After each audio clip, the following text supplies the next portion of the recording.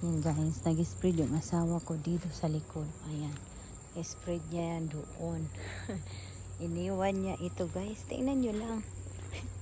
Iniwan niya oh.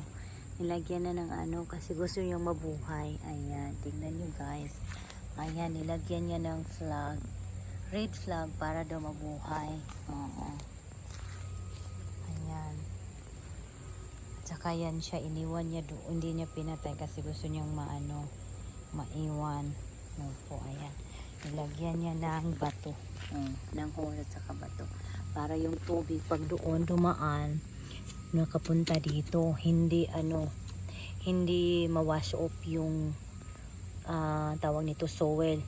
Yung lupa para hindi mawash off yung lupa ba. Ayan. Kaya yan ang ginawa niya para doon mapunta. Hindi mawash off. Good idea, husband. Good job.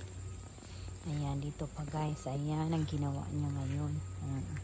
Ayan, papunta doon guys. Oh, dami niyang mga flag na nilagyan niya. Oo. He saved the tree. He saved niya yung tree na yan. At saka yan, tingnan niyo lang. Ayan, ang dami. Ayan. Ayan guys.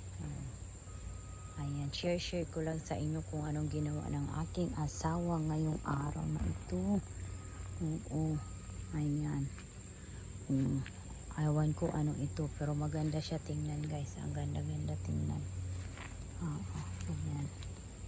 But I like this idea guys. Kasi pag mag-rain, yung rain, dito siya lalabas guys. Diyan siya lalabas and then after that, mapunta siya dito.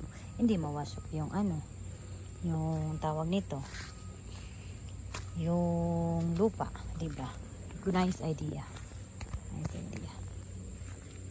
Ayan, I like that idea. Ayan. Sinusobi ni Mrs. yung trabaho ng asawa. Yan ang file ng sobra pa na na pine straw. Ayan. Hope you enjoyed my video and God bless everyone. Bye bye.